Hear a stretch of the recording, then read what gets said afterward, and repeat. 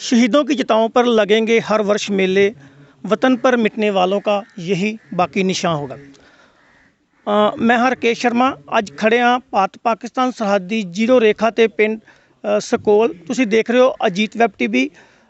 ਅੱਜ ਦਾ ਦਿਹਾੜਾ 4 ਦਸੰਬਰ ਜੋ ਕਿ ਸ਼ਹੀਦ ਕਮਲਜੀਤ ਸਿੰਘ ਜੋ ਕਿ 1971 ਦੀ ਜੰਗ ਦੌਰਾਨ ਭਾਰਤ ਪਾਕਿਸਤਾਨ ਸਰਹੱਦੀ ਜ਼ੀਰੋ ਰੇਖਾ ਤੇ ਸਥਿਤ ਜੋ ਸੀਮਾ ਸੁਰੱਖਿਆ ਬਲ ਦੀ ਪੋਸਟ ਹੈ ਉੱਥੇ ਸ਼ਹੀਦ ਹੋਏ ਸਨ।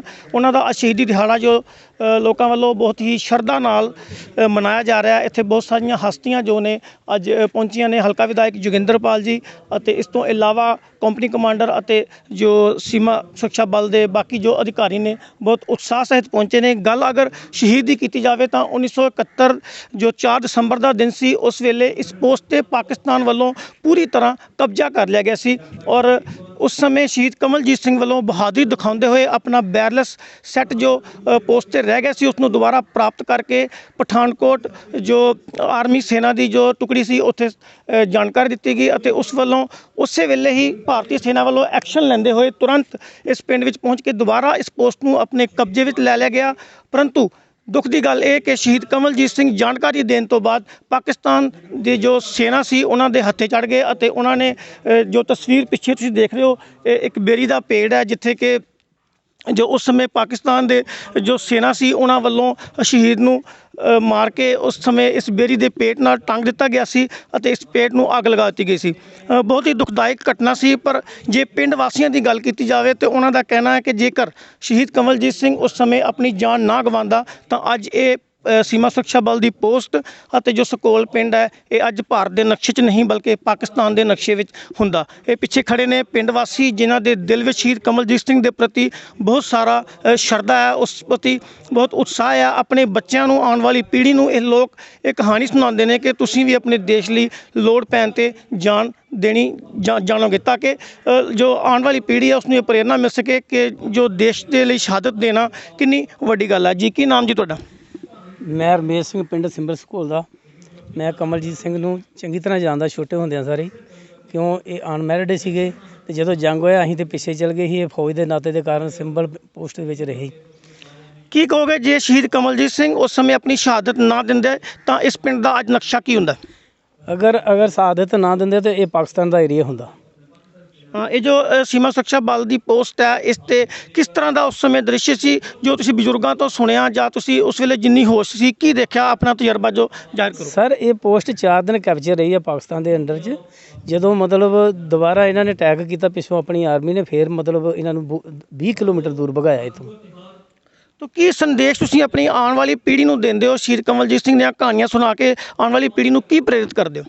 ਅਸੀਂ ਤਾਂ ਇਹੋ ਸੋਚਦੇ ਹਾਂ ਵੀ ਦੇਸ਼ ਮਾਰੇ ਪੂਰਾ ਜਨਤਨ ਲਾ ਕੇ ਆਪਣੀ ਮਤਲਬ ਦੇਸ਼ ਨੂੰ ਬਚਾਉਣਾ ਜੀ। ਹਾਂਜੀ, ਤੁਹਾਡਾ ਕੀ ਨਾਮ ਹੈ ਜੀ? ਅੰਗਰੇਜ਼ ਸਿੰਘ। ਤੁਸੀਂ ਕੀ ਜਾਣਦੇ ਹੋ ਜੀ ਸ਼ਹੀਦ ਕਮਲਜੀਤ ਸਿੰਘ ਬਾਰੇ? ਕੀ ਕਹਿਣਾ ਚਾਹੁੰਦੇ ਹੋ? ਦੇਖੋ ਜੀ, ਅਸੀਂ ਤਾਂ ਆਪਣੇ ਬਜ਼ੁਰਗਾਂ ਕੋਲ ਹੀ ਸੁਣਿਆ ਵਾ ਕਿ ਜਦੋਂ ਪਾਕਿਸਤਾਨ ਨੇ ਅਟੈਕ ਕੀਤਾ, ਬਹੁਤ ਬੁਰੀ ਤਰ੍ਹਾਂ ਨਾਲ ਅਟੈਕ ਕੀਤਾ ਅਤੇ ਆਪਣੇ ਇਹ ਜਦੋਂ ਸਾਰੀ ਇੱਥੋਂ ਆਪਣੇ ਥੋੜ੍ਹੇ ਬੰਦੇ ਸੀਗੇ ਉਹ ਆਪਣੇ ਇੱਥੋਂ ਜਾਨ ਬਚਾ ਕੇ ਚਲੋ ਭੱਜ ਨਿਕਲੇ ਕਿਉਂਕਿ ਉਹਨਾਂ ਦੀ ਫੌਜ ਬਹੁਤ ਜ਼ਿਆਦਾ ਸੀਗੀ। ਅਤੇ ਸ਼ਹੀਦ ਜੋ ਕਮਲਜੀਤ ਸਿੰਘ ਹੈ ਜੀ, ਇਹਨਾਂ ਦਾ ਵਾਇਰਲੈਸ ਸੈੱਟ ਰਹਿ ਗਿਆ। ਇਹਨਾਂ ਨੇ ਕਿਹਾ ਵੀ ਜੇ ਮੇਰੀ ਤਾਂ ਸਾਰੀ ਜ਼ਿੰਦਗੀ ਉਹਦੇ ਉੱਤੇ ਨਿਰਭਰ ਹੈ। ਉਹ ਵਿਚਾਰੇ ਇਕੱਲੇ ਇੱਥੇ ਫਿਰ ਦੁਬਾਰਾ ਉਹਨਾਂ ਕਿਸੇ ਤਰ੍ਹਾਂ ਆਪਣਾ ਸੈੱਟ ਕੱਢਿਆ ਅਤੇ ਉਹ ਸੈੱਟ ਕੱਢਣ ਦੇ ਬਾਵਜੂਦ ਇਹਨਾਂ ਦੇ ਕੈਪਚਰ ਹੋ ਗਏ। ਇਹਨਾਂ ਉਹਨੂੰ ਮਤਲਬ ਸ਼ਹੀਦ ਕਰ ਦਿੱਤਾ। ਇੱਥੇ ਇਹ ਜੋ ਬੇਰੀ ਦਾ ਪੇੜ ਆ ਇੱਥੇ ਕਹਿੰਦੇ ਟੰਗ ਦਿੱਤਾ ਸੀਗਾ। ਫਿਰ ਇਹ 4 ਦਿਨ ਦੇ ਬਾਅਦ 'ਚ ਕਹਿੰਦੇ ਕਿ ਦਰਿਆ ਦੇ ਵਿੱਚ ਵੀ ਪਾਣੀ ਸੀਗਾ ਅਤੇ ਬਹੁਤ ਬੁਰੀ ਤਰ੍ਹਾਂ ਲੋਕਾਂ ਵੀ ਮਦਦ ਕੀਤੀ ਇਹਨਾਂ ਦਾ ਜੋ ਮਨੀਸ਼ਨ ਵਗੈਰਾ ਪਹੁੰਚਾਉਣ 'ਚ। ਅਤੇ ਇਹਨਾਂ ਫਿਰ 4 ਦਿਨਾਂ ਬਾਅਦ ਅਟੈਕ ਕੀਤਾ। 4 ਦਿਨਾਂ ਬਾਅਦ ਇਹਨਾਂ ਆਪਣਾ ਕਹਿੰਦੇ ਆ ਕਿ ਪਾਕਿਸਤਾਨ ਦੇ ਵਿੱਚ ਕੋਈ ਸਕਰਗੜ੍ਹ ਤਹਿਸੀਲ ਆ ਉੱਥੋਂ ਤੱਕ ਇਹ ਆਪਣਾ ਇਲਾਕਾ ਹਿੰਦੁਸਤਾਨ ਫੌਜ ਜਿੱਤ ਕੇ ਲੈ ਚੁੱਕੀ। ਸੀਮਾ ਸੁਰੱਖਿਆ ਬਲ ਦੀ 20 ਬਟਾਲੀਅਨ ਉਸ ਵੇਲੇ ਤੈਨਾਤ ਸੀ ਜਿਸ ਵੱਲੋਂ ਉਸ ਵੇਲੇ ਜੋ 1971 ਦੀ ਜੰਗ ਦੌਰਾਨ ਇਸ ਪੋਸਟ 'ਤੇ ਜੋ ਤੈਨਾਤ ਸੀ ਉਸ ਵੇਲੇ ਪਾਕਿਸਤਾਨ ਵੱਲੋਂ ਇਸ ਪੋਸਟ 'ਤੇ ਕਬਜ਼ਾ ਕਰ ਲਿਆ ਗਿਆ ਸੀ ਜਿਸ ਵਿੱਚ ਸ਼ਹੀਦ ਕਮਲਜੀਤ ਸਿੰਘ ਵੀ ਉਹਨਾਂ ਨਾਲ ਤੈਨਾਤ ਸੀ। ਪਰੰਤੂ ਜਦੋਂ ਕਬਜ਼ਾ ਹੋ ਗਿਆ ਤਾਂ ਸਾਰੀ ਹੀ ਫੋਰਸ ਪਿੱਛੇ ਹਟ ਗਈ। ਪਰੰਤੂ ਜੋ ਸ਼ਹੀਦ ਕਮਲਜੀਤ ਸਿੰਘ ਸੀ ਉਹਨਾਂ ਦਾ ਵਾਇਰਲੈਸ ਸੈੱਟ ਇਸ ਪੋਸਟ 'ਤੇ ਰਹਿ ਗਿਆ ਜਿਸ ਨੂੰ ਦੁਬਾਰਾ ਪ੍ਰਾਪਤ ਕਰਨ ਲਈ ਸ਼ਹੀਦ ਕਮਲਜੀਤ ਸਿੰਘ ਇਸ ਪੋਸਟ 'ਤੇ ਪਹੁੰਚੇ। ਪਰੰਤੂ ਪਾਕਿਸਤਾਨੀਆਂ ਵੱਲੋਂ ਉਹਨਾਂ ਨੂੰ ਕਬਜ਼ੇ 'ਚ ਲੈ ਲਿਆ ਗਿਆ ਔਰ ਉਸੇ ਵੇਲੇ ਉਹਨਾਂ ਨੂੰ ਮੌਤ ਦੇ ਘਾਟ ਉਤਾਰ ਕੇ ਦੇਸ਼ ਲਈ ਸ਼ਹੀਦ ਕਰ ਦਿੱਤਾ ਗਿਆ। ਤਸਵੀਰ ਪਿੱਛੇ ਦੇਖ ਰਹੇ ਹੋ ਤੁਸੀਂ, ਜੋ ਸ਼ਹੀਦ ਕਮਲਜੀਤ ਸਿੰਘ ਨੇ ਉਹਨਾਂ ਦਾ ਸਮਾਰਕ ਹੈ। ਪਿੰਡ ਵਾਲਿਆਂ ਵੱਲੋਂ ਹਰ ਸਾਲ ਇਸ ਸਮਾਰਕ ਤੇ ਬਹੁਤ ਹੀ ਸ਼ਰਧਾ ਨਾਲ ਸ਼ਰਧਾ ਸੁਮਨ ਅਰਪਿਤ ਕੀਤੇ ਜਾਂਦੇ ਨੇ। ਔਰ ਇਸ ਤੋਂ ਇਲਾਵਾ ਜੇ ਗੱਲ ਕੀਤੀ ਜਾਵੇ ਤਾਂ ਹਰ ਤਿਉਹਾਰ, ਦੀਵਾਲੀ, ਰੱਖੜੀ, ਟਿੱਕਾ, ਹਰ ਤਰ੍ਹਾਂ ਦਾ ਜੋ ਇਹ ਪਿੰਡ ਵਾਸੀਆਂ ਵੱਲੋਂ ਛੋਟੀਆਂ ਬੱਚੀਆਂ ਦੁਆਰਾ ਰੱਖੜੀ ਬੰਨ੍ਹ ਕੇ, ਟਿੱਕਾ ਲਗਾ ਕੇ, ਇਵੇਂ ਦੇ ਸਾਰੇ ਹੀ ਤਿਉਹਾਰ ਸ਼ਹੀਦ ਕਮਲਜੀਤ ਸਿੰਘ ਨਾਲ ਇਸ ਲਈ ਮਨਾਏ ਜਾਂਦੇ ਨੇ ਕਿ ਇਹ ਲੋਕ ਉਸ ਦਾ ਮਾਣ ਸਨਮਾਨ ਕਰਦੇ ਨੇ ਕਿ ਅੱਜ ਜੋ ਜ਼ਿੰਦਗੀ ਅਸੀਂ ਆਜ਼ਾਦੀ ਭਰੀ ਜੀ ਰਹੇ ਹਾਂ, ਇਹ ਸ਼ਹੀਦ ਕਮਲਜੀਤ ਸਿੰਘ ਦੀ ਦੇਣ ਹੈ। ਅੱਜ ਕਮਲਜੀਤ ਜੀ ਦਾ ਸ਼ਹੀਦੀ ਦਿਵਸ ਜਿਹੜਾ ਹੈ, ਹਰ ਸਾਲ ਦੀ ਤਰ੍ਹਾਂ ਇੱਥੇ ਜਿਹੜੀ ਆਰਮੀ ਦੀ ਸਾਡੀ BSF ਦੀ ਪਿਕਟ ਹੈ ਇੱਥੇ ਮਨਾਇਆ ਜਾਂਦਾ ਹੈ। ਤੇ ਇਸ ਸਾਲ ਵੀ ਬੜੇ ਤਰੀਕੇ ਦੇ ਨਾਲ, ਵਧੀਆ ਤਰੀਕੇ ਦੇ ਨਾਲ, ਜਿੱਦਾਂ ਆਰਮੀ ਦੇ ਸਾਰੇ ਰੀਤੀ ਰਿਵਾਜ ਹੁੰਦੇ ਉਸ ਤਰੀਕੇ ਨਾਲ ਮਨਾਇਆ ਜਾ ਰਿਹਾ। ਔਰ ਇਹ ਸਾਡੇ ਵਾਸਤੇ ਬੜੀ ਇੱਕ ਗੌਰਵ ਦੀ ਗੱਲ ਹੈ ਕਿ ਸਾਡੇ ਇਲਾਕੇ ਦੇ ਵਿੱਚ ਕਮਲਜੀਤ ਜੀ ਜਿਹੜੇ ਸਾਡੇ ਸ਼ਹੀਦ ਹੋਏ ਨੇ। ਔਰ ਸਾਨੂੰ ਸਾਰਿਆਂ ਨੂੰ ਚਾਹੀਦਾ ਹੈ, ਜ਼ਿੰਦਗੀ ਜਿਹੜੀ ਹੈ ਬਹੁਤ ਛੋਟੀ ਹੈ, ਕੋਈ ਲੰਬੀ ਤਾਂ ਹੈ ਨਹੀਂ। ਜੇ ਕਮਲਜੀਤ ਜੀ ਸਾਡੇ ਦੇਸ਼ ਵਾਸਤੇ ਬਲਿਦਾਨ ਦੇ ਕੇ ਆਪਣਾ ਨਾਂ ਰੋਸ਼ਨ ਕਰਕੇ ਗਏ, ਦੇਸ਼ ਦਾ ਨਾਂ ਰੋਸ਼ਨ ਕਰਕੇ ਔਰ ਪੰਜਾਬ ਦਾ ਨਾਂ ਰੋਸ਼ਨ ਕਰਕੇ ਗਏ ਨੇ, ਤੇ ਸਾਨੂੰ ਸਾਰਿਆਂ ਨੂੰ ਚਾਹੀਦਾ ਹੈ ਆਪਣੀ ਲਾਈਫ ਦੇ ਵਿੱਚ ਇਹੋ ਜਿਹਾ ਕਰਮ ਕਰਕੇ ਜਾਣਾ ਚਾਹੀਦਾ ਜਿਹਦੇ ਵਿੱਚ ਲੋਕੀ ਹਮੇਸ਼ਾ ਉਸ ਆਦਮੀ ਨੂੰ ਯਾਦ ਕਰਨਾ ਚਾਹੀਦਾ। ਜ਼ਰੂਰੀ ਨਹੀਂ ਹੁੰਦਾ ਵੀ ਅਸੀਂ ਆਰਮੀ ਦੇ ਵਿੱਚ ਭਰਤੀ ਹੋ ਗਏ ਹਾਂ ਤੇ ਸਾਡਾ ਆਰਮੀ ਦੇ ਵਿੱਚ ਆਪਾਂ ਆਪਣਾ ਨਾਂ ਰੋਸ਼ਨ ਕਰ ਸਕਦੇ ਹਾਂ। ਹਰ ਨਾਗਰਿਕ ਜਿਹੜਾ ਉਹਦਾ ਫਰਜ਼ ਬਣਦਾ ਦੇਸ਼ ਦੇ, ਸੂਬੇ ਦੇ, ਪਿੰਡ ਦੇ ਪ੍ਰਤੀ। ਜੇ ਪਿੰਡ ਦਾ ਸਰਪੰਚ ਬਣਦਾ, ਅਗਰ ਉਹ ਪਿੰਡ ਵਾਸਤੇ ਵਧੀਆ ਕੰਮ ਕਰਦਾ ਤੇ ਉਹਦੇ ਨਾਲ ਵੀ ਨਾਂ ਰੋਸ਼ਨ ਹੋ ਜਾਂਦਾ। ਅਗਰ ਕੋਈ ਹਲਕੇ ਦਾ ਵਿਧਾਇਕ ਬਣਦਾ, ਉਹ ਆਪਣੇ ਹਲਕੇ ਵਾਸਤੇ, ਆਪਣੀ ਕੌਂਸਟੀਚੁਐਂਸੀ ਵਾਸਤੇ ਅੱਛਾ ਕੰਮ ਕਰਦਾ ਤੇ ਲੋਕੀ ਉਹਨੂੰ ਹਮੇਸ਼ਾ ਯਾਦ ਕਰਦੇ ਆ। ਜੇ ਕੋਈ ਸੂਬੇ ਦਾ CM ਆਪਣੀ ਸਟੇਟ ਵਾਸਤੇ ਵਧੀਆ ਕੰਮ ਕਰਦਾ ਤੇ ਲੋਕੀ ਉਹਨੂੰ ਵੀ ਯਾਦ ਕਰਦੇ ਵੀ ਵਧੀਆ ਕੰਮ ਕਰ ਰਹੇ ਆ। ਅਗਰ ਕੋਈ ਦੇਸ਼ ਦਾ PM ਆਪਣੇ ਦੇਸ਼ ਵਾਸਤੇ ਅੱਛਾ ਕੰਮ ਕਰਦਾ ਤੇ ਲੋਕੀ ਉਹਨੂੰ ਵੀ ਯਾਦ ਕਰਦੇ। ਇਸ ਕਰਕੇ ਮੇਰੀ ਸਾਰੇ ਹੀ ਲੋਕਾਂ ਅੱਗੇ ਬੇਨਤੀ ਹੈ, ਖਾਸ ਤੌਰ ਦੇ ਉੱਤੇ ਅੱਜ ਆਪਾਂ ਬਿਲਕੁਲ 0 ਪੁਆਇੰਟ ਦੇ ਉੱਤੇ ਖੜੇ ਹਾਂ, ਸਾਰੇ ਸੁਤੰਤਰ ਹੋ ਕੇ ਖੜੇ ਹਾਂ। ਜੇ ਆਪਾਂ ਸੁਤੰਤਰ ਖੜੇ ਹਾਂ ਤੇ ਕਿਹਨਾਂ ਦੀ ਬਦੌਲਤ? ਇਹ ਕਮਲਜੀਤ ਵਰਗੇ ਜਿਹੜੇ ਸਾਡੇ ਸ਼ਹੀਦ ਭਰਾ ਹੋਏ ਨੇ, ਜਿਸ ਤਰ੍ਹਾਂ ਸਾਡੇ CO ਸਾਹਿਬ ਜਾਂ ਸਾਡੇ ਆਰਮੀ ਦੇ ਜਵਾਨ, ਸਾਰੇ ਜਿਹੜੇ BSF ਦੇ ਜਵਾਨ ਇੱਥੇ, ਇਹਨਾਂ ਦੀ ਬਦੌਲਤ ਆਪਾਂ ਅੱਜ ਜੇ ਕੋਈ ਇਲਾਕੇ 'ਚ, ਜੇ ਕੋਈ ਆਪਾਂ ਦੇਸ਼ 'ਚ, ਸੂਬੇ 'ਚ, ਪਿੰਡ 'ਚ ਆਨੰਦ ਮਾਣਨ ਡੇ ਹਾਂ ਤੇ ਇਹਨਾਂ ਦੀ ਬਦੌਲਤ ਮਾਣਨ ਡੇ ਹਾਂ। ਤੇ ਸਾਨੂੰ ਸਾਰਿਆਂ ਨੂੰ ਚਾਹੀਦਾ ਇਹਨਾਂ ਦਾ ਸਹਿਯੋਗ ਕਰਨਾ ਚਾਹੀਦਾ ਵੀ ਸਾਡੇ ਭੈਣ ਭਰਾ ਨੇ, ਸਾਡੇ ਵਿੱਚੋਂ ਹੀ ਨੇ। ਇਸ ਕਰਕੇ ਮੇਰੀ ਸਾਰੇ ਹੀ ਲੋਕਾਂ ਅੱਗੇ ਬੇਨਤੀ ਹੈ, ਜਿਸ ਤਰ੍ਹਾਂ ਇਹ ਬੜੀ ਅੱਛੀ ਇੱਕ ਪਿਕਟ ਹੈ, ਜੇ ਇਹ ਬਾਕਮ ਜੀ ਨੇ ਤੇ ਸ਼ਹਾਦਤ ਦਿੱਤੀ ਹੈ ਤੇ ਸਾਨੂੰ ਹਮੇਸ਼ਾ ਇਹਨਾਂ ਦੀ ਸ਼ਹਾਦਤ ਲਈ ਯਾਦ ਰੱਖਣਾ ਚਾਹੀਦਾ। ਔਰ ਇਹ ਜਗ੍ਹਾ, ਮੇਰਾ ਵੀ ਮਨ ਹੈ ਇਸ ਜਗ੍ਹਾ ਨੂੰ ਇੱਕ ਸਵਾਰਿਆ ਜਾਏ, ਵਧੀਆ ਬਣਾਇਆ ਜਾਏ। ਮੈਂ ਕੋਸ਼ਿਸ਼ ਕਰ ਰਿਹਾ ਤੇ ਇਹਨਾਂ ਦਾ ਵੀ ਹੁਣ ਜਿੱਦਾਂ CO ਸਾਹਿਬ ਨਾਲ ਗੱਲ ਹੋਈ ਹੈ, ਆਪਾਂ ਇੱਕ ਸ਼ਹੀਦੀ ਗੇਟ ਬਣਾ ਰਹੇ ਹਾਂ, ਜਿਹੜੇ ਮੈਨੂੰ 5 ਸਾਲ ਦੀ ਲੋਕਾਂ ਦਾ ਇੱਕ ਮਾਣ ਪ੍ਰਾਪਤ ਹੋਇਆ। ਤੇ ਉਹ ਸੈਲਰੀ ਜਿਹੜੀ ਮੇਰੀ ਸਰਕਾਰ ਦੇ ਲੋਕਾਂ ਦੀ ਦਿੱਤੀ ਹੋਈ ਸੈਲਰੀ ਹੈ, ਉਹਦੇ ਮੈਂ ਯਾਦਗਾਰੀ ਗੇਟ ਬਣਾ ਰਿਹਾ।